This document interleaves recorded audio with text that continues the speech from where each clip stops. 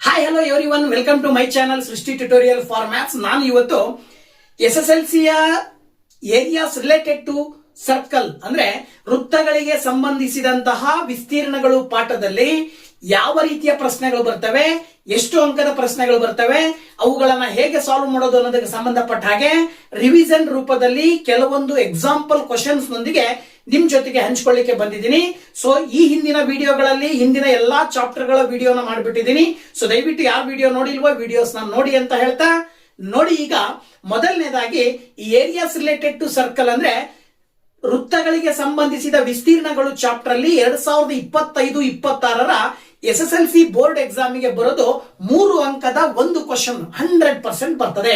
ಇನ್ನು multiple choice ಅಲ್ಲಿ ಕೇಳಲ್ಲ. ಸಪೋಸ್ ಕೇಳಿದ್ರೆ ಮಲ್ಟಿಪಲ್ ಚಾಯ್ಸ್ ಅಥವಾ 1 ಅಂಕದ ಕ್ವಶನ್ ಗೆ ಆಕಸ್ಮಿಕವಾಗಿ ಕೇಳಿದ್ರೆ ನಿಮಗೆ ಕೇವಲ ಆ ಸೂತ್ರಗಳನ್ನ ಕೇಳ್ತಾರೆ. ಸೊ ಆ ಸೂತ್ರಗಳ ಬಗ್ಗೆ ನಾನು ಇವತ್ತು ನಿಮ್ ಜೊತೆಗೆ ಹಂಚ್ಕೊಳ್ತೀನಿ. ಇದರ ಜೊತೆಗೆ 3 ಅಂಕದ ಒಂದು ಕ್ವಶನ್ 100% ಬರುತ್ತೆ. ಆ 3 ಅಂಕದ ಕ್ವಶನ್ ಅನ್ನ ಹೇಗೆ ಸಾಲ್ವ್ ಮಾಡೋದು ಅನ್ನೋದನ್ನ ಈ ಒಂದು ವಿಡಿಯೋದಲ್ಲಿ ತಿಳಿಸ್ಕೊಡ್ತಾ ಇದ್ದೀನಿ. ಮೊದಲನೇದಾಗಿ ಈ ಚಾಪ್ಟರ್ ನಲ್ಲಿ ಬರುವಂತಹ ಸೂತ್ರಗಳನ್ನ ನಾವು ನೋಡ್ತಾ ಹೋದಾಗ ಸೂತ್ರಗಳು ಸರ್ಕಲ್ ಗೆ ಸಂಬಂಧಪಟ್ಟಿರ್ತಕ್ಕಂಥದ್ದಾಗಿರೋದ್ರಿಂದ ಇಲ್ಲಿ ನೋಡಿ, ಇದು ಒಂದು ಸರ್ಕಲ್ ಅಂತ ಕನ್ಸಿಡರ್ ಮಾಡಿದ್ರೆ, ವೃತ್ತ ಅಂತ ಅಂದ್ರೆ ಈ ವೃತ್ತದ ಕೇಂದ್ರ O, ಇದನ್ನ ನಾವು ಕೇಂದ್ರ ಬಿಂದು ಸೆಂಟರ್ ಆಫ್ ಸರ್ಕಲ್ ಅಂತ ಕರಿತೀವಿ. ಈ ಸೆಂಟರ್ ಆಫ್ ಸರ್ಕಲ್ ನಿಂದ ಇದನ್ನ ರೌಂಡ್ ಇರುವಂತಹ ಶೇಪ್ ಏನಿದೆಯಲ್ಲ ಅದನ್ನ ಪರಿಧಿ ಅಂದ್ರೆ ಸರ್ಕಂಫರೆನ್ಸ್ ಅಂತ ಕರಿತೀವಿ. ಈ ಸರ್ಕಂಫರೆನ್ಸ್ ಗೆ ಸೆಂಟರ್ ನಿಂದ ಎಳೆಯುವಂತ ಒಂದು ರೇಖೆ ಏನಿದೆಯಲ್ಲ, ಈ ಒಂದು P ಪಾಯಿಂಟ್ ಅನ್ನ ಮಾರ್ಕ್ ಮಾಡಿ ಆ P ಗೆ O ದಿಂದ ಒಂದು ಲೈನ್ ಹಾಕಿದ್ರಿ ಅಂದ್ರೆ ಆ O ದಿಂದ ಹಾಕಿರುವಂತ ಲೈನ್ ಅನ್ನ ನಾವು ರೇಡಿಯಸ್ ಅಂತ ಕರಿತೀವಿ. ಓಕೆನಾ? ಇಂತಹ ಒಂದು ರೇಡಿಯಸ್ ನ ಜೊತೆಗೆ ಇನ್ನೊಂದು ಇಲ್ಲೆಲ್ಲೋ ಒಂದು ಪಾಯಿಂಟ್ ಮಾರ್ಕ್ ಮಾಡಿ ಅದಕ್ಕೆ Q ಅಂತ ಹೆಸರು ಕೊಟ್ಟು ಆ Q ಗೆ O ದಿಂದ ಮತ್ತೊಂದು ರೇಡಿಯಸ್ ಅನ್ನ ಹೇಳಿದ್ರಿ ಅಂತ ಹೇಳಿದ್ರೆ ಇಲ್ಲಿ ಈ ವೃತ್ತ ಏನಾಗತ್ತೆ, ವಿಭಾಗ ಆಗತ್ತೆ, 2 ಭಾಗ ಆಗತ್ತೆ. ಈ ಕಡೆ ದೊಡ್ಡದು ಒಂದು ಭಾಗ ಸಿಕ್ತು, ಈ ಕಡೆ ಒಂದು ಭಾಗ ಸಿಕ್ತು. ಈ ಸಿಗುವಂತ 2 ಭಾಗಗಳನ್ನ ನಾವಿಲ್ಲಿ ಸೆಕ್ಟರ್ಸ್ ಅಂತ ಕರಿತೀವಿ. ಏನಂತ ಕರಿತೀವಿ? ಸೆಕ್ಟರ್ಸ್ ಅಂದ್ರೆ ತ್ರಿಜ್ಯಾಂತರ ಖಂಡಗಳು ಅಂತ ಕರಿತೀವಿ. ಈ ಕಡೆ ಒಂದು ತ್ರಿಜ್ಯಾಂತರ ಖಂಡ, ಈ ಕಡೆ ಒಂದು ತ್ರಿಜ್ಯಾಂತರ ಖಂಡ. ಈ ಒಂದು 2 ತ್ರಿಜ್ಯಾಂತರ ಖಂಡಗಳಲ್ಲಿ ದೊಡ್ಡದನ್ನ ಮೇಜರ್ ಸೆಕ್ಟರ್ ಅಂತೀವಿ, ಸಣ್ಣದನ್ನ ಮೈನರ್ ಸೆಕ್ಟರ್ ಅಂತ ಕರಿತೀವಿ ಅಲ್ವಾ.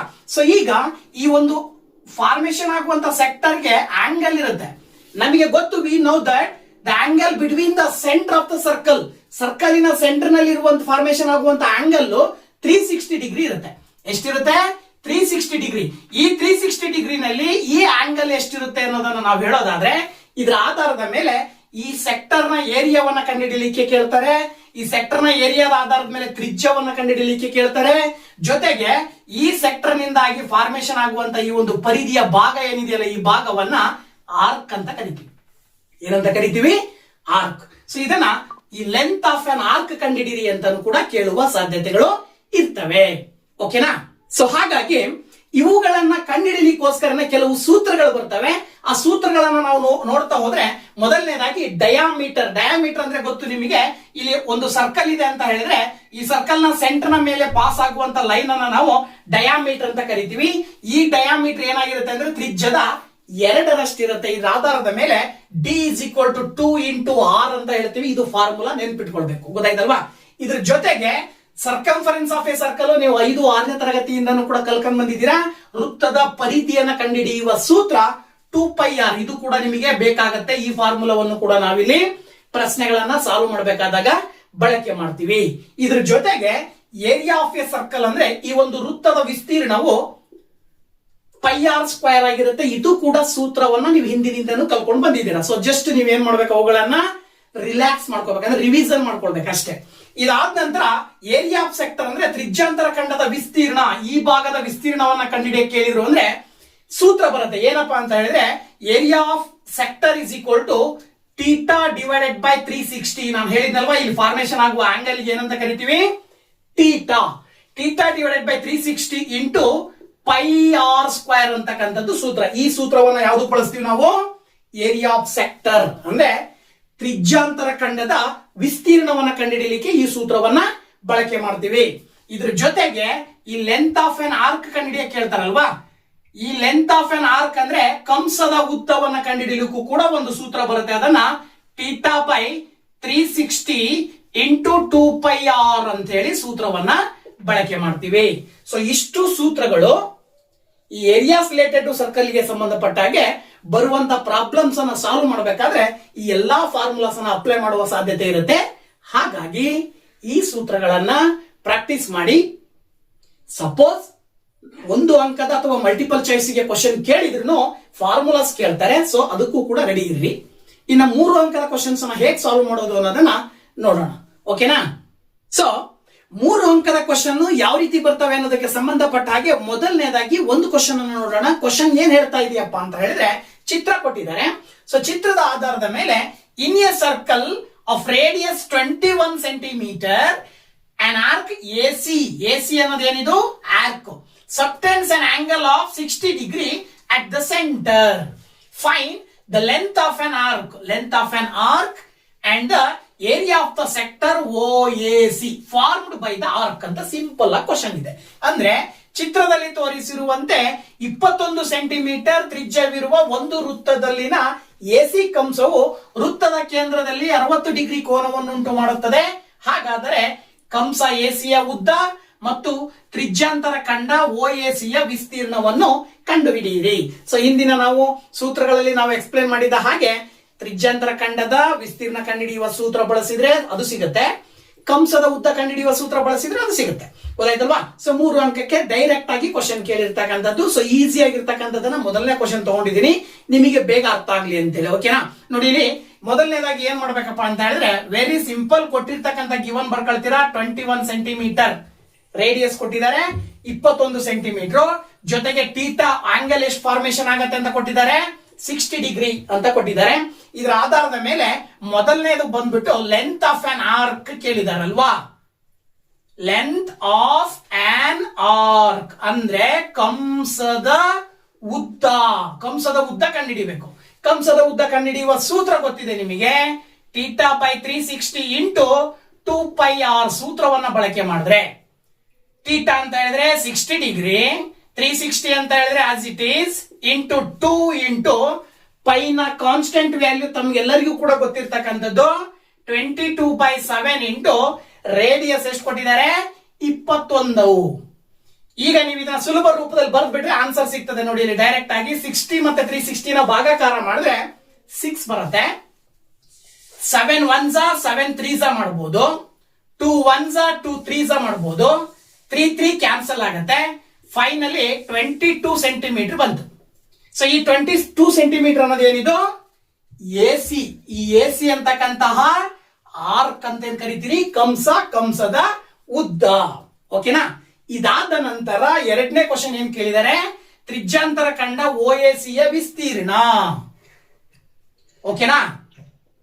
Area of sector. ಸೊ ತ್ರಿಜ್ಯಾಂತರ ಖಂಡ OACಯ ವಿಸ್ತೀರ್ಣ ದಟ್ ಈಸ್ ಈಕ್ವಲ್ ಟು ಸೂತ್ರ. ಇದಕ್ಕೂ ಕೂಡ ಸೂತ್ರ ಗೊತ್ತು ನಿಮಗೆ, ಥೀಟಾ ಬೈ 360 ಇಂಟು πr². ಹಿಂದಿನ ಒಂದು ಸೂತ್ರದಲ್ಲಿ ನಾವು ಎಕ್ಸ್ಪ್ಲೇನ್ ಮಾಡಿದಾಗ ಹೇಳಿದ್ದೀನಿ. ಅದರ ಆಧಾರದ ಮೇಲೆ ಇಲ್ಲೂ ಕೂಡ ಥೀಟಾದ value 60 degree divided by 360 degree into pi ನ ವ್ಯಾಲ್ಯೂ ಆಸ್ ಇಟ್ ಈಸ್ 22/7. ಇನ್ನ ರೇಡಿಯಸ್ 21 ಕೊಟ್ಟಿದಾರಲ್ವಾ. ಸೊ 21 ಸ್ಕ್ವೇರ್ r² ಇರೋದ್ರಿಂದ 21 ಅನ್ನ 2 ಬಾರಿ ಬರ್ಕೊಳ್ತೀರಾ. ಈಗ ಆಸ್ ಇಟ್ ಈಸ್ ಇಲ್ಲಿ 3 ಬರುತ್ತೆ, ಸಾರಿ 6 ಬರುತ್ತೆ. 6 360 ಬರುತ್ತೆ. ಇದಾದ ನಂತರದಲ್ಲಿ ನೀವೇನ್ ಮಾಡಬಹುದು ನೋಡಿ, 7 3s 21 ಬರುತ್ತೆ, 3 1s 3 2s ಮಾಡ್ತೀರಾ, 2 1s 2 11s ಮಾಡ್ತೀರಾ. ಅಲ್ಲಿಗೆ ಫೈನಲಿ ನಿಮಗೆ ಇಲ್ಲಿ 11 ಉಳಿತು. ನೆಕ್ಸ್ಟ್ ಈ ಕಡೆ 21 ಉಳಿತು. ಸೊ 11 ಇಂಟು 21 ಮಲ್ಟಿಪ್ಲೈ ಮಾಡಿ, 11 1s 11, ಹಾಗೆ 11 2s 22 ಪ್ಲಸ್ 1 23, 231 ಸ್ಕ್ವೇರ್ ಸೆಂಟಿಮೀಟರ್ ಅಂತ ಹೇಳ್ತೀರಾ. ಇದು ಏನಾಗಿರುತ್ತೆ, ತ್ರಿಜ್ಯಾಂತರ ಖಂಡ OACಯ ವಿಸ್ತೀರ್ಣ ಅಂದ್ರೆ ಏರಿಯಾ ಆಫ್ ಸೆಕ್ಟರ್ ಆಗಿರುತ್ತೆ. ಸಿಂಪಲ್ ಆಗಿ ಸುಲಭವಾಗಿ 3 ಅಂಕಗಳನ್ನ ತೆಗಿಬಹುದು. ಓಕೆನಾ? ಇನ್ನ ಎರಡನೇ ಕ್ವಶನ್ ಸ್ವಲ್ಪ ಟ್ವಿಸ್ಟ್ ಮಾಡಿರ್ತಕ್ಕಂಥದ್ದು, ಅಂದ್ರೆ ಸ್ವಲ್ಪ ಡಿಫಿಕಲ್ಟ್ ರೂಪದಲ್ಲಿ ಇರ್ತಕ್ಕಂಥ ಕ್ವಶನ್ ಅನ್ನ ಕೊಟ್ಟಿದ್ದಾರೆ.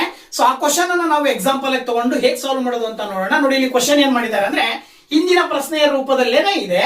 ಬಟ್ ಏನ್ ಮಾಡಿದಾನಪ್ಪ ಅಂತ ಹೇಳಿದ್ರೆ, ಈ AOP ಅಂತಕ್ಕಂತಹ ಒಂದು ಸೆಕ್ಟರ್ಗೆ ಒಂದು ಲೈನ್ ಎ ಬಿ ಅಂತಕ್ಕಂತ ಒಂದು ಕಾರ್ಡ್ ಅನ್ನು ಹಾಕಿದ್ದಾನೆ, ಜಾ ಎಳೆದಿದ್ದಾನೆ. ಆ ಎಳೆದಂತಹ ಜಾ ಏನಿದೆಯಲ್ಲ ಆ ಒಂದು ಕಾರ್ಡ್ ಏನು ಸೆಕ್ಟರ್ ಅನ್ನ ಎರಡು ಭಾಗ ಮಾಡ್ತಾ ಇದೆ. ಮೇಲ್ಗಡೆ ಒಂದು ಭಾಗ ಟ್ರಯಾಂಗಲ್ ಶೇಪ್ ಇದೆ, ಇನ್ನೊಂದು ಸೆಗ್ಮೆಂಟ್ ಫಾರ್ಮೇಶನ್ ಆಗಿದೆ. ಏನ್ ಫಾರ್ಮೇಶನ್ ಆಗಿದೆ? ಸೆಗ್ಮೆಂಟ್, ಖಂಡ, ತ್ರಿಜ್ಯ ಖಂಡ ಅಂತ ಕರಿತೀವಿ ನಾವು. ಈ ತ್ರಿಜ್ಯ ಖಂಡ ಫಾರ್ಮೇಶನ್ ಆಗಿದೆ. ಈಗ ಇಲ್ಲಿ ಕ್ವಶನ್ ಏನ್ ಮಾಡ್ತಾನೆ ಅಂತ ಹೇಳಿದ್ರೆ, ಈ ಶೇಡೆಡ್ ರೀಸನ್ ಏರಿಯಾ ಕಂಡುಹಿಡಿದಿ ಅಂತ ಕೇಳ್ತಾನೆ. ಈ ತರ ಶೇಡೆಡ್ ರೀಸನ್ ಏರಿಯಾ ಕಂಡುಹಿಡಿಯಲಿಕ್ಕೆ ಸಾಮಾನ್ಯವಾಗಿ ಕ್ವಶನ್ ಪೇಪರ್ ನಲ್ಲಿ ಕ್ವಶನ್ಸ್ ಇರ್ತವೆ. ಸೊ ಎಲ್ಲಾ ಕ್ವಶನ್ಸ್ ಕೂಡ ಇದೇ ರೀತಿ ಸಾಲ್ವ್ ಮಾಡಿ ಈಗ ನಾನು ಹೇಗೆ ಸಾಲ್ವ್ ಮಾಡೋದು ಅನ್ನೋದನ್ನ ತಿಳಿಸ್ತಾ ಇದ್ದೀನಿ. ನೋಡಿ ಇಲ್ಲಿ, ಇನ್ ದ ಗಿವನ್ ಫಿಗರ್, ಕೊಟ್ಟಿರುವ ಚಿತ್ರದಲ್ಲಿ O is the center of the circle of radius 21 centimeter. ಓಕೆನಾ? If angle AOP is equal to 60 degree ಅಂತ ಕೊಟ್ಟಿದ್ದಾರೆ, then find the area of the segment. ಅಂದ್ರೆ ಇದು ಸೆಗ್ಮೆಂಟ್, ಇದು ಈ ನಾನೇನು ಶೇಡ್ ಮಾಡಿದ್ದೀನಲ್ಲ ಭಾಗ, ಶೇಡ್ ಮಾಡಿರುವ ಭಾಗವನ್ನ ನಾವು ಸೆಗ್ಮೆಂಟ್ ಅಂತ ಕರಿತೀವಿ. ಈ ಸೆಗ್ಮೆಂಟ್ ಅಂತ ಹೇಳಿದ್ರೆ ವೃತ್ತಖಂಡ ಅಂತ ಹೇಳಿ. ಈ ವೃತ್ತಖಂಡದ ವಿಸ್ತೀರ್ಣವನ್ನ ಕಂಡುಹಿಡಿಯಿರಿ ಅಂತ ಕೇಳಿದ. ಓಕೆನಾ? ಸೊ ಇದನ್ನ ಕಂಡುಹಿಡಿಬೇಕು ಅಂತ ಹೇಳಿದ್ರೆ ವೆರಿ ಸಿಂಪಲ್. ನಾವೇನ್ ಮಾಡ್ತಿದ್ವಿ, ಸೆಕ್ಟರ್ ನ ಏರಿಯಾ ಕಂಡುಹಿಡಿಯೋದನ್ನ ಹಿಂದಿನ ಒಂದು ಲೆಕ್ಕದಲ್ಲಿ ನೋಡಿದೀವಿ. ಈ ಸೆಕ್ಟರ್ ನ ಏರಿಯಾನ ಕಂಡುಹಿಡಿದ್ರೆ ನಮಗೆ ಇಲ್ಲಿ ಆನ್ಸರ್ ಸಿಗಲ್ಲ. ನಮಗೇನ್ ಬೇಕು ಅಂದ್ರೆ ಸೆಕ್ಟರ್ ನ ಒಟ್ಟು ಏರಿಯಾದಲ್ಲಿ ಮೇಲ್ಗಡೆ ಟ್ರಯಾಂಗಲ್ ಫಾರ್ಮೇಶನ್ ಆಗಿದೆ. ಆ ಟ್ರಯಾಂಗಲ್ ನ ಏರಿಯಾವನ್ನ ಕಳೆದ್ರೆ ಸೆಗ್ಮೆಂಟ್ ನ ಏರಿಯಾ ಸಿಗುತ್ತೆ. ಈ ತರ ಹೇಗೆ ಮಾಡಿದ್ರೆ ಆನ್ಸರ್ ಸಿಗುತ್ತೆ ಅನ್ನೋದು ನಮ್ಮ ತಲೆ ಒಳಗಡೆ ಬರ್ಬೇಕು. ಈಗ ಟ್ರಯಾಂಗಲ್ ನ ಏರಿಯಾವನ್ನ ಕಳಿಬೇಕು ಅಂದಾಗ ಟ್ರಯಾಂಗಲ್ ನ ಏರಿಯಾ ಕಂಡುಹಿಡಿಯಲಿಕ್ಕೆ ಸೂತ್ರ ಇದೆ. ಏರಿಯಾ ಆಫ್ ಟ್ರಯಾಂಗಲ್, ತ್ರಿಭುಜದ ವಿಸ್ತೀರ್ಣ half into base into height. But ಇಲ್ಲಿ ಬೇಸ್ ಇಂಟು ಹೈಟ್ ಅಂತ ತಗೊಂಡ್ರೆ ಬೇಸ್ ಯಾವುದು ಹೈಟ್ ಯಾವುದು ಕೊಟ್ಟೇ ಇಲ್ಲ. ಅವ್ರು ಕೊಟ್ಟಿದ್ದಾರೆ ಇದು ಒಂದು ತ್ರಿಭುಜ ಅಂತ ಕನ್ಸಿಡರ್ ಮಾಡಿದ್ರೆ OA ಅಂತಕ್ಕಂಥದ್ದು ಒಂದು ಬಾಹು ಅಂತ ತಗೊಂಡ್ರೆ 21 ಸೆಂಟಿಮೀಟರ್ ಅಂತಕ್ಕಂಥದ್ದು ಒಂದು ಬಾಹು ಇದೆ. ಸೊ OA ಅಂತಕ್ಕಂಥದ್ದು ಒಂದು ಬಾಹು 21 ಸೆಂಟಿಮೀಟರ್ ಇದೆ ಅಂದ್ರೆ ಪಕ್ಕದಲ್ಲಿ OP ಅಂತಕ್ಕಂಥದ್ದು ಅದೇ ಟ್ರಯಾಂಗಲಿನ ಇನ್ನೊಂದು ಸೈಡ್ ಇದೆ, ಅದು ಒಂದೇ ವೃತ್ತದ ಇನ್ನೊಂದು ತ್ರಿಜ್ಯ ಆಗಿರೋದ್ರಿಂದ ಇದು ಕೂಡ 21 ಸೆಂಟಿಮೀಟರ್ ಇರುತ್ತೆ. ಒಂದಾಯ್ತಲ್ವಾ? ಇದ್ರ ಜೊತೆಗೆ ಇನ್ನೊಂದು ಏನಪ್ಪಾ ಅಂದ್ರೆ ಈ AP ಅಂತಕ್ಕಂಥದ್ದು ಮೆಜರ್ಮೆಂಟ್ ಏನಾಗಿರುತ್ತೆ, AP ಮೆಜರ್ಮೆಂಟ್ ಅನ್ನ ಕೊಟ್ಟಿಲ್ಲ ಅವ್ರು, ಗೊತ್ತಾಯ್ತಲ್ವಾ? ಲೆಂತ್ ಆಫ್ ಕಾರ್ಡ್ ಕೊಟ್ಟಿಲ್ಲ. ಬಟ್ ನಾವು ಲೆಂತ್ ಆಫ್ ಕಾರ್ಡ್ ಅನ್ನ ಇಲ್ಲಿ ನಾವು ಸುಲಭವಾಗಿ ತಿಳ್ಕೊಬಹುದು. ಹೇಗೆ ಅಂದ್ರೆ ಈ ಆಂಗಲ್ 60 ಡಿಗ್ರಿ ಇದೆ, ಎರಡು ಸೈಡ್ 21 ಸೆಂಟಿಮೀಟರ್ ಇದೆ. ಯಾವ ಎರಡು ಸೈಡ್ಗಳು 21 ಸೆಂಟಿ ಸೇಮ್ ಈಕ್ವಲ್ ಇರ್ತಾವೋ, ಈಕ್ವಲ್ ಸೈಡ್ಸ್ ಇನ ಆಪೋಸಿಟ್ ಆಂಗಲ್ ಈಕ್ವಲ್ ಅಂತೇಳಿ 9ನೇ ತರಗತಿಯ ಗಣಿತದಲ್ಲಿ ಬರುತ್ತೆ. 9ನೇ ತರಗತಿನಲ್ಲಿ ತ್ರಿಭುಜಗಳು ಪಾಠದಲ್ಲಿ ಬರ್ತದೆ. ಏನು? ಎರಡು ರೇಖೆಗಳು ಅಂದ್ರೆ ತ್ರಿಭುಜದ ಎರಡು ಬಾಹುಗಳು ಸಮನಾಗಿದ್ದರೆ ಅದರ ಎದುರು ಕೋನಗಳು ಸಮವಾಗಿರುತ್ತವೆ ಅಂತೇಳಿ ಇದರ ಆಧಾರದ ಮೇಲೆ ಈ ಎರಡು ಕೋನನು ಸಮಾನೆ. ಸೊ ಮೂರು ಕೋನಗಳು 60 ಡಿಗ್ರಿ ಇದಾವೆ ಅಂತ ಹೇಳಿದ್ರೆ ಮೂರು ಬಾಹುಗಳು ಕೂಡ ಸಮ ಇರ್ತವೆ. ಹಾಗಾಗಿ ಇದು ಕೂಡ 21 ಸೆಂಟಿಮೀಟರ್ ಇರುತ್ತೆ. ಸೊ ಇದು ಕೂಡ 21 ಸೆಂಟಿಮೀಟರ್ ಇದೆ ಅಂತ ಹೇಳಿದ್ರೆ ಇದು ಒಂದು ಸಮಬಾಹು ತ್ರಿಭುಜ. ಅಂದ್ರೆ ಇದು ಒಂದು ಈಕ್ವಿಲ್ಯಾಟರಲ್ ಟ್ರಯಾಂಗಲ್. ಈ ಈಕ್ವಿಲ್ಯಾಟರಲ್ ಟ್ರಯಾಂಗಲಿನ ಸೂತ್ರ ಒಂದಿದೆ. ಈಕ್ವಿಲ್ಯಾಟರಲ್ ಟ್ರಯಾಂಗಲಿನ ಸೂತ್ರ ಬಂದು √3/4 a² ಅಂತೇಳಿ, √3 × a² ಡಿವೈಡೆಡ್ ಬೈ 4 ಅಂತೇಳಿ ಇದು ಒಂದು ಸೂತ್ರವನ್ನ ನೀವು ತಲೆಯಲ್ಲಿ ಇಟ್ಕೊಳ್ಬೇಕು, ಜೊತೆಗೆ ಪ್ರಾಕ್ಟೀಸ್ ಮಾಡಬೇಕು. ಗೊತ್ತಾಯ್ತಲ್ವಾ? ಸೊ ಇದರ ಆಧಾರದ ಮೇಲೆ ನಿಮಗೆ ಕಂಡುಹಿಡಿಯಕ್ಕೆ ಕೇಳಿರ್ತಕ್ಕಂಥದ್ದೇನೋ ಏರಿಯಾ ಆಫ್ ಸೆಗ್ಮೆಂಟ್. ಕಂಡುಹಿಡಿಯಕ್ಕೆ ಕೇಳಿರೋದೇನೋ ಏರಿಯಾ ಆಫ್ ಸೆಗ್ಮೆಂಟ್ ಅಂದ್ರೆ ತ್ರಿಜ್ಯ ಖಂಡದ ವಿಸ್ತೀರ್ಣ. ಈ ತ್ರಿಜ್ಯ ಖಂಡದ ವಿಸ್ತೀರ್ಣ ಕಂಡುಹಿಡಿಬೇಕು ಅಂತ ಹೇಳಿದ್ರೆ ಸೂತ್ರ ಬಂದು area of sector minus area of triangle ಅಂತ ಹೇಳ್ಬೇಕು. ಅಂದ್ರೆ ಏರಿಯಾ ಆಫ್ ಸೆಕ್ಟರ್ ಅಂದ್ರೆ ಏನು? ತ್ರಿಜ್ಯಾಂತರ ಖಂಡದ ವಿಸ್ತೀರ್ಣ ಮೈನಸ್ ತ್ರಿಭುಜದ ವಿಸ್ತೀರ್ಣ. ತ್ರಿಭುಜ ಅಂದ್ರೆ ಯಾವ ತ್ರಿಭುಜ? ಅದು ಸಮಬಾಹು ತ್ರಿಭುಜ. ಇದರ ಆಧಾರದ ಮೇಲೆ ತ್ರಿಜ್ಯಾಂತರ ಖಂಡದ ವಿಸ್ತೀರ್ಣ ಕಂಡುಹಿಡಿಯುವ ಸೂತ್ರ θ/360 × πr². ಇದು ಗೊತ್ತಿದೆ. ಇನ್ನ ಏರಿಯಾ ಆಫ್ ಈಕ್ವಿಲ್ಯಾಟರಲ್ ಟ್ರಯಾಂಗಲ್ ಅಂತ ಬರ್ಕೊಳ್ಳಿ ನೀವು. ಈಕ್ವಿಲ್ಯಾಟರಲ್ ಟ್ರಯಾಂಗಲಿನ ಸೂತ್ರ ಬಂದು √3 × a² ಡಿವೈಡೆಡ್ ಬೈ 4 ಅಂತೇಳಿ ಸೂತ್ರ. √3 × a² ಡಿವೈಡೆಡ್ ಬೈ 4. ಸೊ ಇದ್ರ ಆಧಾರದ ಮೇಲೆ ವ್ಯಾಲ್ಯೂಸ್ ಅನ್ನು ಹಾಕ್ತಾ ಹೋಗ್ರಿ. ಈಗ ಥೀಟಾ ಅಂದ್ರೆ 60 degree divided by 360 degree into pi ಅಂದ್ರೆ 22/7 ಇಂಟು ರೇಡಿಯಸ್ ಅಂತ ಹೇಳಿದ್ರೆ 21. ಎರಡು ಸರಿ ಬರ್ಕೊಳ್ತೀರಾ ಸ್ಕ್ವೇರ್ ಇರೋದ್ರಿಂದ √3 ಹಾಗೆ ಬರೀತೀರಾ. ಎ ಸ್ಕ್ವೇರ್ ಅಂತ ಹೇಳಿದ್ರೆ ಇಲ್ಲಿ 21 ಸೆಂಟಿಮೀಟರ್ ಅಂತ ಏನು ತ್ರಿಜ್ಯ ಇದೆ ಅದೇ ಆ ತ್ರಿಭುಜದ ಬಾಹು ಆಗಿರುತ್ತೆ. ಹಾಗಾಗಿ ಇಲ್ಲೂ ಕೂಡ 21 ಇಂಟು 21 ಬರ್ಕೊಂಡು ಕೆಳಗಡೆ 4 ಅಂತ ಬರೀತೀರಾ. ಓಕೆನಾ? ಈಗ ಸಿಂಪ್ಲಿಫೈ ಮಾಡಿ 6 ಬರುತ್ತಲ್ವಾ, ಹಾಗೇನೆ 7 3 ಬರುತ್ತಲ್ವಾ, 3 2 ಬರುತ್ತಲ್ವಾ, 2 11 ಬರುತ್ತೆ. ಈಗ 11 ಇಂಟು 21 ಮಾಡ್ತೀರಾ, ಇದಿಷ್ಟು ಆನ್ಸರ್ ಬರುತ್ತೆ. ಎಷ್ಟು? 11 ಇಂಟು 21 ಮಾಡ್ತೀರಾ. ಈಗ ಇಲ್ಲಿ ನೋಡಿದಾಗ √3 into 21 into 21 divided by 4. So ನೋಡಿ 11 ಇಂಟು 21 ಮಾಡಿದ್ರೆ ನಿಮಗೆ ಆಕ್ಚುಲಿ 231 ಬರುತ್ತೆ. ಹಾಗೇನೆ √3 ನ ವ್ಯಾಲ್ಯೂ 1.73 ತಗೊಂಡ್ರಿ. ಹಾಗೇನೆ 21 ಇಂಟು 21 ಡಿವೈಡೆಡ್ ಬೈ 4 ಅಂತ ಬರ್ಕೊಳ್ತೀರಲ್ವಾ. Next step 231 minus 1.73 into 21 into 21 multiply ಮಾಡಿದ್ರೆ 762.93 ಬರುತ್ತೆ. ಡಿವೈಡೆಡ್ ಬೈ 4 ಅಂತ ಬರೀಬೇಕು. ಇದಾದ ನಂತರ 231 ಮೈನಸ್ ಈ 4ರಿಂದ 762.93 ಅನ್ನ ಭಾಗಾಕಾರ ಮಾಡ್ತಾ ಹೋದ್ರೆ ನೀವು ನೋಡಿ ಇಲ್ಲಿ 4 1s 4 ಬರುತ್ತೆ, 3 ಉಳಿತದೆ. ನೆಕ್ಸ್ಟ್ 4 9s 36 ಆಗುತ್ತೆ. ಹಾಗೇನೆ 2 ಇದೆಯಲ್ವಾ, ಇಲ್ಲಿ 2 ಇರೋದ್ರಿಂದ 0 ಹಾಕ್ತೀರಾ, 29 ಆಗತ್ತೆ. ಸೊ ದೆನ್ 4 7s ಮಾಡ್ತೀರಾ. ಓಕೆನಾ? 4 7s ಪಾಯಿಂಟ್ ಕಟ್ಟಿ 4 7s 28 ಬರುತ್ತೆ, 1 ಉಳಿತದೆ. ನೆಕ್ಸ್ಟ್ 4 6s 4 3s ಅಲ್ವಾ, 4 3s 12 ಬರ್ತದೆ. ಸೊ 190.73. ಈಗ 231 ಮೈನಸ್ 190.73 ನ ಕಳೆದಾಗ ಫೈನಲ್ ಆನ್ಸರ್ ಬಂದ್ಬಿಟ್ಟು ನಿಮಗೆ 40.2675 ಸ್ಕ್ವೇರ್ ಸೆಂಟಿಮೀಟರ್ ಅಂತ ಹೇಳಿ ನಾವು ಸುಲಭವಾಗಿ ಹೇಳ್ತೀವಿ. ಇದು ಈ ಒಂದು ಸೆಗ್ಮೆಂಟಿನ ಏರಿಯಾ ಆಗಿರುತ್ತೆ. ಅಂದ್ರೆ ತ್ರಿಜ್ಯ ಖಂಡದ ವಿಸ್ತೀರ್ಣ ಅಂತ ಹೇಳಿ ನಾವು ಸುಲಭವಾಗಿ ಹೇಳಬಹುದು. ಸೊ ಮುಂದಿನ ಕ್ವಶನ್ ಅನ್ನು ನೋಡೋಣ ಅಲ್ವಾ. ಇನ್ನೊಂದು ಕ್ವಶನ್ ನೋಡಿ ಯಾವ ರೀತಿ ಇದೆ ಅಂತ ಹೇಳಿ. ನೋಡಿ ಇಲ್ಲಿ in the figure O is the center of the circle, area of sector AOB is to area of circle is equal to 1:5, and if the radius of the circle is 7 centimeter, then find the length of the arc AB. AB ಯ length ಅನ್ನು ಕಂಡುಹಿಡಿಯಬೇಕು. ಚಿತ್ರದಲ್ಲಿ O ವೃತ್ತದ ಕೇಂದ್ರವಾಗಿದೆ.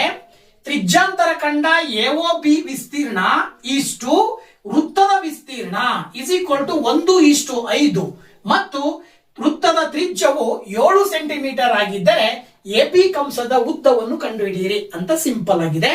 ಅವ್ರು ಕೊಟ್ಟಿರುವಂತಹ ಸ್ಟೇಟ್ಮೆಂಟಿನ ಆಧಾರದ ಮೇಲೆ ಅವರೇ ಕೊಟ್ಟಿದ್ದಾರೆ ಏನಂತ ಹೇಳಿ, area of a sector is to area of a circle. ಓಕೆನಾ? ಅಂದ್ರೆ ತ್ರಿಜ್ಯಾಂತರ ಖಂಡದ ವಿಸ್ತೀರ್ಣ ಈಸ್ಟು ವೃತ್ತದ ವಿಸ್ತೀರ್ಣ ಇಸ್ ಈಕ್ವಲ್ ಟು ಎಷ್ಟಂತೆ 1:5 ಅಂತ ಕೊಟ್ಟಿದ್ದಾರೆ ಅಲ್ವಾ.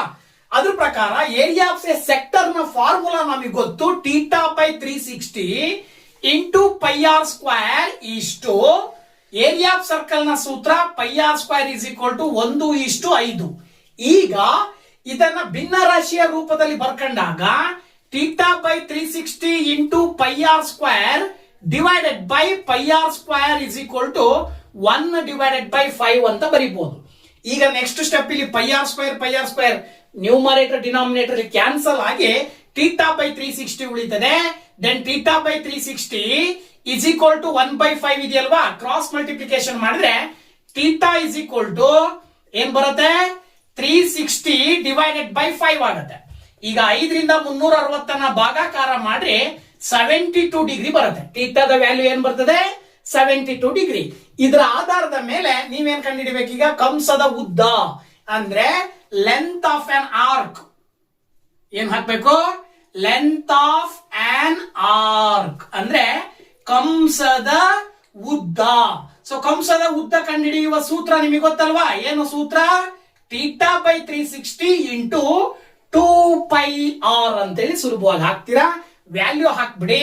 ನೋಡಿ ಇಲ್ಲಿ θ ಅಂದ್ರೆ 72 ಅಂತ ಹೇಳಿ ಡಿವೈಡೆಡ್ ಬೈ 360 ಇಂಟು 2 ಇಂಟು π ಅಂತ ಹೇಳಿದ್ರೆ 22/7 ಇಂಟು ರೇಡಿಯಸ್ ಬಂದ್ಬಿಟ್ಟು 7. ಓಕೆನಾ? ಇದ್ರ ಆಧಾರದ ಮೇಲೆ 7 7 ವೆರಿ ಸಿಂಪಲ್ ಆಗಿ ಕ್ಯಾನ್ಸಲ್ ಮಾಡ್ತೀರಾ.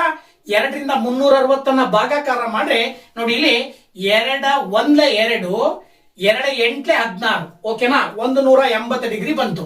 ಈಗ 72 ಡಿವೈಡೆಡ್ ಬೈ 180 ಮಾಡಿದ್ರೆ ಏನ್ ಬರುತ್ತೆ?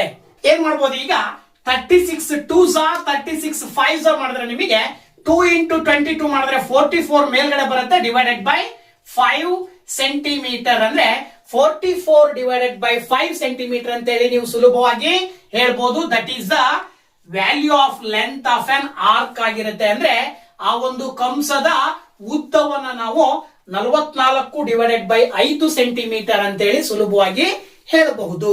ಓಕೆನಾ? ಓಕೆ, ಇನ್ನೊಂದು ಶೇಡೆಡ್ ರೀಸನ್ ಗೆ ಸಂಬಂಧಪಟ್ಟ ಹಾಗೆ ಮತ್ತೊಂದು ಕ್ವಶನ್. ಸೊ ನೋಡಿ ಇಲ್ಲಿ ಚಿತ್ರ ನೋಡ್ತಾ ಇದ್ದೀರಾ. ಸೊ ಈ ಒಂದು ಚಿತ್ರದಲ್ಲಿರುವಂತಹ ಸೆಕ್ಟರ್ ನಲ್ಲಿ ಶೇಡೆಡ್ ರೀಸನ್ ಏರಿಯಾ ಕಂಡುಹಿಡಿಯಲಿಕ್ಕೆ ಸಂಬಂಧಪಟ್ಟಂಗೆ ಕ್ವಶನ್ ಇದೆ. ಸೊ ಕ್ವಶನ್ ಏನ್ ಹೇಳ್ತಾ ಇದೆ ನೋಡಿ ಇಲ್ಲಿ. In the figure AXB and CYD are the arcs of two concentric circles with center O. Okay. The length of the arc AXB is equal to 11 centimeter. If OC is equal to 7 centimeter and angle AOB is equal to 30 degree, then find the area of the shaded region ಅಂತ ಕೊಟ್ಟಿದ್ದಾರೆ. ಅಂದ್ರೆ ಕೊಟ್ಟಿರುವ ಚಿತ್ರದಲ್ಲಿ AXB ಮತ್ತು CYD ಗಳು O ಕೇಂದ್ರವಿರುವ 2 ಏಕಕೇಂದ್ರೀಯ ವೃತ್ತಗಳ ಕಂಸಗಳಾಗಿವೆ. AXB ಕಂಸದ ಉದ್ದವು 11 centimetre, ಹಾಗೇನೆ OC 7 centimetre ಮತ್ತು ಕೋನ AOB 30 ಡಿಗ್ರಿ ಆದರೆ ಛಾಯೀಕರಿಸಿದ ಭಾಗದ ವಿಸ್ತೀರ್ಣ ಕಂಡುಹಿಡಿಯಿರಿ ಅಂತ ಕ್ವಶನ್ ಇದೆ. ಸೊ ಇದನ್ನ ಸಾಲ್ವ್ ಮಾಡಬೇಕು ಅಂದ್ರೆ ನೀವು ಏನ್ ಮಾಡ್ಬೇಕು ಅನ್ನೋದನ್ನ ಇಲ್ಲಿ ಕ್ಲಿಯರ್ ಆಗಿ ಹೇಳ್ಬಿಡ್ತೀನಿ. ನೋಡಿ ಏನ್ ಮಾಡ್ಬೇಕಪ್ಪ ಅಂದ್ರೆ ಇದು ವೆರಿ ಸಿಂಪಲ್. ಸರ್ಕಲ್ ಇಂದ ಹೊರಗಡೆ ತೆಗೆದಂತ ಒಂದು ಭಾಗ ಸೆಕ್ಟರ್ ಅಂತ ತಗೊಂಡ್ರೆ ಇಲ್ಲಿ ಅವರೇ ಹೇಳ್ತಾ ಇದ್ದಾರೆ 2 ವೃತ್ತಗಳಿದಾವೆ ಅಂತ ಅರ್ಥ. ಅಲ್ಲಿಗೆ ಒಂದು ಚಿಕ್ಕ ವೃತ್ತ, ಇನ್ನೊಂದು ದೊಡ್ಡ ವೃತ್ತ. ಚಿಕ್ಕ ವೃತ್ತದ ಸೆಕ್ಟರ್ ಇದು, ಹಾಗೇನೆ ಮೇಲ್ಗಡೆದು ದೊಡ್ಡ ವೃತ್ತದ ಪೂರ್ತಿ ಉದ್ದವಿರ್ತಕ್ಕಂಥದ್ದು ದೊಡ್ಡ ವೃತ್ತದ ಸೆಕ್ಟರ್. ಈಗ ನಾವೇನ್ ಮಾಡ್ಬೇಕು ಅಂದ್ರೆ ದೊಡ್ಡ ಸೆಕ್ಟರ್ ನ ಏರಿಯಾದಲ್ಲಿ ಚಿಕ್ಕ ಸೆಕ್ಟರ್ ನ ಏರಿಯಾವನ್ನ ಕಳಿಬೇಕು ಅಲ್ವಾ? ಸೊ ಹೀಗಾಗಿ ಸೆಕ್ಟರ್ ನ ಏರಿಯಾ ಕಂಡುಹಿಡಿಬೇಕು ಅಂದ್ರೆ ನಿಮಗೆ ರೇಡಿಯಸ್ ಬೇಕು, ಟೀಟಾ ಬೇಕು. ಟೀಟಾ ಸೇಮ್, ಮೇಲ್ಗಡೆ ದೊಡ್ಡ ಸೆಕ್ಟರ್ ನ ಏರಿಯಾಗೂ ಟೀಟಾ 30 ಡಿಗ್ರಿನೇ, ಚಿಕ್ಕ ಸೆಕ್ಟರ್ ನ ಏರಿಯಾಗೂ ಟೀಟಾ 30 ಡಿಗ್ರಿನೇ. ಬಟ್ ಒಂದು ಲೆಂತ್ ಆಫ್ ಅನ್ ಆರ್ಕ್ ಅವರೇ ಕೊಟ್ಬಿಟ್ಟಿದ್ದಾರೆ 11 ಸೆಂಟಿಮೀಟರ್ ಅಂತ ಹೇಳಿ, ಇನ್ನೊಂದು ಆರ್ಕ್ ಗೊತ್ತಿಲ್ಲ, ಜೊತೆಗೆ ಇದಿಷ್ಟು ದೊಡ್ಡ ಸರ್ಕಲ್ ನ ರೇಡಿಯಸ್ ಏನಿದೆಯಲ್ಲ ಈ ರೇಡಿಯಸ್ ಗೊತ್ತಿಲ್ಲ. ಸೊ ಈ ರೇಡಿಯಸ್ ಅನ್ನ ಕಂಡುಹಿಡ್ಕೋಬೇಕು. ರೇಡಿಯಸ್ ಅನ್ನ ಕಂಡುಹಿಡ್ಕೊಳ್ಳಿಕ್ಕೆ ಆರ್ಕಿನ ಮೆಜರ್ಮೆಂಟ್ ಏನ್ ಕೊಟ್ಟಿದ್ದಾರೆ ಅದನ್ನ ಬಳಸ್ಕೋಬೇಕಂದ್ರೆ ಆ ಕಂಸದ ಉದ್ದವನ್ನ ಬಳಸ್ಕೊಂಡು ದೊಡ್ಡ ವೃತ್ತದ ತ್ರಿಜ್ಯವನ್ನ ಕಂಡುಹಿಡ್ಕೊಳ್ಬೇಕು. ಓಕೆನಾ? ನೋಡಿ ಈಗ ಏನ್ ಮಾಡ್ಬೋದು ಅಂತ ಹೇಳಿದ್ರೆ ನೋಡಿ ಇಲ್ಲಿ very simple. Length of an arc, length of an arc ಯಾವುದದು? AXB ಅಂದ್ರೆ AXB ಕಂಸದ ಉದ್ದ. AXB ಕಂಸದ ಉದ್ದ ಸೂತ್ರ ಬಂದ್ಬಿಟ್ಟು ಏನು? ಥೀಟಾ ಬೈ 360 ಇಂಟು 2πr ಅಲ್ವಾ? So theta by 360 into 2πr ಮಾಡಿ ನಿಮಗೆ ಏನ್ ಬರುತ್ತೆ ನೋಡಿ ಇಲ್ಲಿ. ಥೀಟಾ ಬೈ 360 ಅಂತ ಹೇಳಿದ್ರೆ ಥೀಟಾ ಬಂದ್ಬಿಟ್ಟು 30 ಡಿಗ್ರಿ ಇದೆ, divided by 360 into 2 into pi ಅಂದ್ರೆ 22/7 ಇಂಟು ರೇಡಿಯಸ್ ಅನ್ನ ಏನ್ ತಗೊಳ್ರಿ ಗೊತ್ತಿಲ್ಲ, ಅದನ್ನೇ ಕಂಡುಹಿಡಿಬೇಕಾಗಿರೋದು. ನೀವು R ಅಂತ ಕನ್ಸಿಡರ್ ಮಾಡ್ತೀರಾ. ಈ ಉದ್ದವನ್ನ ಕೊಟ್ಬಿಟ್ಟಿದ್ದಾರೆ ಅವರೇ, ಎಷ್ಟಂತೆ 11 centimetre. Length of N arc ನ ಮೆಜರ್ಮೆಂಟ್ ಅವರೇ ಕೊಟ್ಟಿದ್ದಾರೆ. ಸೊ ಈಗ ಕ್ಯಾನ್ಸಲ್ ಮಾಡಿದ್ರೆ 0 0 ಕ್ಯಾನ್ಸಲ್ ಆಗತ್ತೆ. 3 1s 3 2s ಬರುತ್ತೆ, 2 1s 2 6s ಬರುತ್ತೆ. ಹಾಗೇನೆ ಇದಿಷ್ಟನ್ನ ಸಿಂಪ್ಲಿಫೈ ಮಾಡ್ಬೇಕು ಅಂತ ಹೇಳಿದ್ರೆ ನೀವು 11 ಇಲ್ಲಿದೆ, ಇದು ಈ ಕಡೆ ಬಂದ್ರೆ ಇಂಟು 6 ಆಗತ್ತೆ, ಡಿವೈಡೆಡ್ ಬೈ ಇದು ಮತ್ತೆ ಇಂಟು 7 ಬರುತ್ತೆ, divided by 22 that is equal to R ಅಂತ ತಗೊಳ್ತೀರಾ. ಈಗ ನೀವು 11ರಿಂದ 22 ಅನ್ನ 11 22 ಅಂತ ಭಾಗಿಸ್ತೀರಾ, 2 3 6 ಅಂತ ಗುಣಿಸ್ತೀರಾ, ಅಲ್ಲೂ ಕೂಡ ಭಾಗಾಕಾರ ಮಾಡ್ತೀರಾ. ಫೈನಲಿ ನಿಮಗೆ ರೇಡಿಯಸ್ ನ ಒಂದು ಮೆಜರ್ಮೆಂಟ್ ಸಿಗುತ್ತೆ. 3 7s 21 ಸೆಂಟಿಮೀಟರ್ ರೇಡಿಯಸ್ ಸಿಕ್ತಿದೆ. ಯಾವ್ದ್ರದ್ದು ರೇಡಿಯಸ್? ದೊಡ್ಡ ಸರ್ಕಲ್ ನ ರೇಡಿಯಸ್, ದೊಡ್ಡ ಸರ್ಕಲ್ ನ ರೇಡಿಯಸ್ ಸಿಕ್ತು. ಇಷ್ಟು ಮಾಡ್ಕೊಂಡ ನಂತರ ವೆರಿ ಸಿಂಪಲ್ ಏನ್ ಮಾಡ್ಬೇಕು, ಇಲ್ಲಿ ಶೇಡೆಡ್ ರೀಸನ್ ಬೇಕು ಅಂದ್ರೆ ಏರಿಯಾ ಆಫ್ ಶೇಡೆಡ್ ರೀಸನ್ ಓಕೆನಾ is equal to area of sector. Area of sector ಯಾವ ಸೆಕ್ಟರ್ ತಗೊಳ್ತೀರಾ? AOB, area of sector AOB minus area of sector COD ಅಂತ ತಗೊಳ್ರಿ. ಗೊತ್ತಾಯ್ತಲ್ವಾ? ಅಂದ್ರೆ ಛಾಯೀಕರಿಸಿದ ಭಾಗದ ವಿಸ್ತೀರ್ಣ ಯಾವುದಕ್ಕೆ ಈಕ್ವಲ್ ಇರುತ್ತೆ? AOB ತ್ರಿಜ್ಯಾಂತರ ಖಂಡದ ವಿಸ್ತೀರ್ಣ ಮೈನಸ್ COD ತ್ರಿಜ್ಯಾಂತರ ಖಂಡದ ವಿಸ್ತೀರ್ಣ ಅಂತ ತಗೊಳ್ರಿ. ಎರಡಕ್ಕೂ ಒಂದೇ ಸೂತ್ರ. ಏನ್ ಸೂತ್ರ? θ/360 ಇಂಟು πr². ಇದನ್ನ ದೊಡ್ಡದನ್ನ R1 ಅಂತ ತಗೊಳ್ರಿ, ಚಿಕ್ಕದನ್ನ R2 ಅಂತ ತಗೊಳ್ರಿ. ಇದ್ರ ಪ್ರಕಾರ R1² ಮೈನಸ್ ಮತ್ತೆ θ/360 ಇಂಟು πr2² ಅಂತ ತಗೊಳ್ತೀರಾ. ಇವೆರಡರಲ್ಲೂ θ/360 ಕಾಮನ್ ಇದೆ, ಹಾಗೇನೆ ಪೈ ಕೂಡ ಕಾಮನ್ ಇದೆ. ಇಲ್ಲಿ ನಿಮಗೆ R1² ಉಳಿತದೆ, ಇಲ್ಲಿ R2² ಉಳಿತದೆ. ಈಗ ನೀವು ಸಿಂಪ್ಲಿಫೈ ಮಾಡಬೇಕು ಅಂತ ಹೇಳಿದ್ರೆ ನೋಡಿ, ಈಗ ಥೀಟಾ ಅಂತ ಹೇಳಿದ್ರೆ ಏನ್ ಬಂದಿದೆ ಆನ್ಸರ್ ನಿಮಗೆ? ಥೀಟಾದ ವ್ಯಾಲ್ಯೂ ಅವರೇ ಕೊಟ್ಟಿದ್ದಾರೆ 30 ಡಿಗ್ರಿ. 360 ಅಂತ ಬರ್ಕೊಳ್ತೀರಾ. ಪೈ ಅಂತ ಹೇಳಿದ್ರೆ ಏನು? 22/7 ಇಂಟು R1² ಅಂತ ಹೇಳಿದ್ರೆ ದೊಡ್ಡ ಸರ್ಕಲ್ ನ ರೇಡಿಯಸ್ 21² ಮಾಡ್ತೀರಾ. R2 ಅಂತ ಹೇಳಿದ್ರೆ ಸಣ್ಣ ಸರ್ಕಲ್ ನ ರೇಡಿಯಸ್ 7² ಮಾಡ್ತೀರಾ. 0 0 ಕ್ಯಾನ್ಸಲ್ ಅಲ್ವಾ? 3 1s 3 6s. Okay, 3 12s. Next 2 6s 2 11s. ಅಲ್ಲಿಗೆ ನಿಮಗೆ ಇಲ್ಲಿ ಏನ್ ಬಂದಿದೆ? 11 ಡಿವೈಡೆಡ್ ಬೈ 6 ಇಂಟು 7 ಮಲ್ಟಿಪ್ಲೈ ಮಾಡಿ 42 ಬರುತ್ತೆ. ಹಾಗೇನೆ 21 ಇಂಟು 21 ಮಲ್ಟಿಪ್ಲೈ ಮಾಡಿ ಏನ್ ಬರುತ್ತೆ ಆನ್ಸರ್? 21 ಇಂಟು 21 ಮಾಡಿದ್ರೆ 441 ಮೈನಸ್ 7 7s 49 ಅಂತ ತಗೊಳ್ತೀರಾ. ನೆಕ್ಸ್ಟ್ ಹಂತದಲ್ಲಿ 441 ನಲ್ಲಿ 49 ಅನ್ನ ಕಳೆದ್ರೆ ನಿಮಗೆ ಏನ್ ಬರ್ತದೆ ಆನ್ಸರ್? ಎಷ್ಟು ಬರ್ತದೆ? 392 ಬರುತ್ತೆ. ಓಕೆನಾ? 392. ಮುಂದಿನ ಹಂತದಲ್ಲಿ 11 ಇಂಟು 392 ಮಾಡಿದ್ರೆ 4312 ಬರುತ್ತೆ. ಕೆಳಗಡೆ ಡಿವೈಡೆಡ್ ಬೈ 42 ಮಾಡಿದಾಗ ನಿಮಗೆ ಅಪ್ರಾಕ್ಸಿಮೇಟ್ಲಿ 102 ಸ್ಕ್ವೇರ್ ಸೆಂಟಿಮೀಟರ್ ಬರುತ್ತೆ. So this is the area of the shaded reason. ಆ ಛಾಯಗೊಳಿಸಿದ ಭಾಗದ ವಿಸ್ತೀರ್ಣ ಅಪ್ರಾಕ್ಸಿಮೇಟ್ ಆಗಿ ಬರ್ತದೆ, ಅಂದ್ರೆ ಸ್ವಲ್ಪ ಹೆಚ್ಚು ಕಡಿಮೆ 102 ಪಾಯಿಂಟ್ ಸಮಥಿಂಗ್ ಬರಬಹುದು. ಒಟ್ಟು 102 ಸ್ಕ್ವೇರ್ ಸೆಂಟಿಮೀಟರ್ ಬರುತ್ತೆ ಈ ಒಂದು ಶೇಡೆಡ್ ರೀಸನ್ ಇನ ಏರಿಯಾ. ಓಕೆನಾ? ಸೊ ಇನ್ನೊಂದು ಕೊನೆಯದಾಗಿ ಮತ್ತೊಂದು ಕ್ವಶನ್ ನೋಡೋಣ ಯಾವ ರೀತಿ ಬರುತ್ತೆ ಅಂತ ಹೇಳಿ. ಕ್ವಶನ್ ಹೇಗಿರುತ್ತೆ, ಅದನ್ನ ಹೇಗೆ ಸಾಲ್ವ್ ಮಾಡೋದು ಅನ್ನೋದು ಪೆರಿಮೀಟರ್ ಗೆ ಸಂಬಂಧಪಟ್ಟಿದ್ದು. ನೋಡಿ, ಇಲ್ಲಿ ಚಿತ್ರ ಕೊಟ್ಟಿದ್ದಾರೆ. ABC is an equilateral triangle ಅಂತ ಹೇಳ್ತಾರೆ ಅವರು. ABC ಎನ್ನುವುದು ಒಂದು equilateral triangle. Arcs are drawn PQ RS UT ಈ ತರ ಡ್ರಾನ್ ಮಾಡಿದೀವಿ. So ABC as the centre of the circles of radius 3.5 centimetre.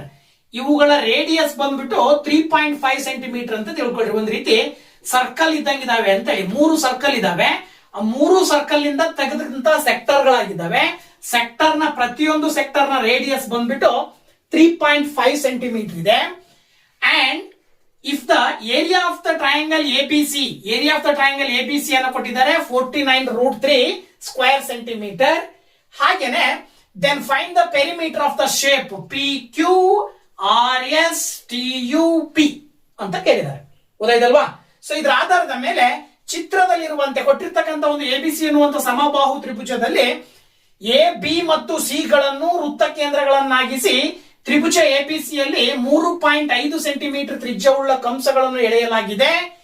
Tribhuja ABC ಯ ವಿಸ್ತೀರ್ಣವು 49√3 ಸ್ಕ್ವೇರ್ ಸೆಂಟಿಮೀಟರ್ ಆದರೆ PQRSTUP ಆಕೃತಿಯ ಸುತ್ತಳತೆ ಕಂಡುಹಿಡಿಯಿರಿ ಅಂತ ಕೇಳಿದ್ದಾರೆ. ಈ ಆಕೃತಿಯ ಸುತ್ತಳತೆ ಬೇಕು ಅಂತ ಹೇಳಿದ್ರೆ ನಿಮಗೆ ಒಂದೇದು ಈ PQ ಅಂತಕ್ಕಂಥದ್ದು ಒಂದು ಈ ತ್ರಿಜ್ಯದ ಕಂಸ, ಈ ವೃತ್ತದ ಕಂಸ. ಹಾಗೇನೆ RS ಅನ್ನೋದು ಒಂದು ಕಂಸ, TU ಅನ್ನೋದು ಒಂದು ಕಂಸ. 3 ಕಂಸಗಳಿದಾವೆ. ಅಂದ್ರೆ ಕಂಸದ ಉದ್ದವನ್ನ ಕಂಡಿಡ್ಕೊಳ್ಬೇಕು. ಜೊತೆಗೆ ಈ PU ಅನ್ನೋದು ಒಂದು ಈ ತ್ರಿಭುಜದ ಬಾಹುವಿನ ಒಂದು ಭಾಗ. ಹಾಗೇನೆ QR ಅನ್ನೋದು ಕೂಡ ಅದೇ ತ್ರಿಭುಜದ AC ಎನ್ನುವ ಬಾಹುವಿನ ಒಂದು ಭಾಗ. ಹಾಗೇನೆ TS ಅನ್ನೋದು ಕೂಡ BC ಯ ಒಂದು ಭಾಗ. ಹಾಗಿದ್ಮೇಲೆ ಮೊದಲನೇದಾಗಿ ಕಂಸದ ಉದ್ದ ಕಂಡಿಡ್ಕೊಳ್ಬೇಕು. ಆ ಕಂಸದ ಉದ್ದ ಪ್ರತಿಯೊಂದಕ್ಕೂ ಒಂದೇ ಆಗಿರುತ್ತೆ. ಯಾಕೆಂದ್ರೆ ಎಲ್ಲದರ ತ್ರಿಜ್ಯ 3.5 ಆಗಿರೋದ್ರಿಂದ ಪ್ರತಿ ಕಂಸದ ಉದ್ದ ಸೇಮ್ ಇರುತ್ತೆ. ಕಂಸದ ಉದ್ದ ಕಂಡುಹಿಡ್ಕೊಳ್ಬೇಕು. ಜೊತೆಗೆ ತ್ರಿಭುಜದ ವಿಸ್ತೀರ್ಣ, ಸಮಬಾಹು ತ್ರಿಭುಜದ ವಿಸ್ತೀರ್ಣ ಕೊಟ್ಟಿದ್ದಾರೆ. ಅದನ್ನ ಬಳಸ್ಕೊಂಡು ನೀವು ಪ್ರತಿ ಬಾಹುವಿನ ಉದ್ದವನ್ನ ಕಂಡುಹಿಡ್ಕೋಬೇಕು. ಆ ಉದ್ದದಲ್ಲಿ ತ್ರಿಜ್ಯಗಳೆರಡನ್ನ ಕಳೆದಾಗ ಈ ಭಾಗದ ಉದ್ದ ಸಿಗುತ್ತೆ. ಸೊ ಹಾಗೆ ಈ ಒಂದು ಭಾಗದ ಉದ್ದ ಸಿಕ್ಕರೆ ಎಲ್ಲಾ ಭಾಗದ ಉದ್ದಗಳು ಸೇಮ್ ಇರ್ತವೆ. ಅರ್ಥ ಆಯ್ತಲ್ವಾ? ಸೊ ನೋಡೋಣ. ಮೊದಲನೇದಾಗಿ ಏನ್ ಕಂಡುಹಿಡ್ಕೊಳ್ಳೋಣ? Length of an arc. Length of an arc ಅಂದ್ರೆ ಕಂಸದ ಉದ್ದ. ಕಂಸದ ಉದ್ದ ಬಂದ್ಬಿಟ್ಟು ಸೂತ್ರ ಏನ್ ಹೇಳ್ತದೆ? θ/360 into 2πr that is equal to theta ಅಂತ ಹೇಳಿದ್ರೆ ಏನ್ ತಗೊಳ್ತೀರಾ? ತ್ರಿಭುಜ, ಸಮಬಾಹು ತ್ರಿಭುಜ ಅಂತ ಕೊಟ್ಟಿದ್ದಾರೆ ಅಂದ್ರೆ ಅದರ ಅರ್ಥ θ 60 ಡಿಗ್ರಿ ಇರುತ್ತೆ. ಗೊತ್ತಾಯ್ತಲ್ವಾ? 2 ಇಂಟು ಪೈ ಅಂದ್ರೆ 22/7 ಇರುತ್ತೆ.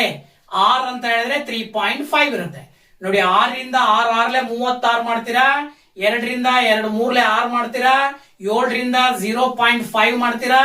ಅಲ್ಲಿಗೆ 22 ಇಂಟು 0.5 ಮಾಡಿದ್ರೆ ನಿಮಗೆ 11 ಬರುತ್ತೆ. ಡಿವೈಡೆಡ್ ಬೈ 3, 11/3 ಬರುತ್ತೆ. ಇದು ಕಂಸದ ಉದ್ದ ಆಗಿರುತ್ತೆ. ಓಕೆನಾ? ಅಂದ್ರೆ ಅದರ ಅರ್ಥ ಇಲ್ಲಿ PQ is equal to RS is equal to TU is equal to 11/3 ಅಂತ ಅರ್ಥ. ಒಂದಾಯ್ತಲ್ವಾ? ಇದಾದ ನಂತರ area of triangle. Area of triangle ಅಂದ್ರೆ ತ್ರಿಭುಜದ ವಿಸ್ತೀರ್ಣ ಇಸ್ ಈಕ್ವಲ್ ಟು ಏನ್ formula?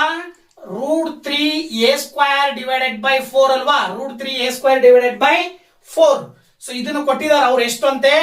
49 into √3 that is equal to √3 into a² divided by 4. √3 cancel ಆಗುತ್ತೆ. a² is equal to 49. 4 ನ ಆ ಕಡೆ ಕಳಿಸಿದ್ರೆ ಇಂಟು 4 ಆಗುತ್ತೆ.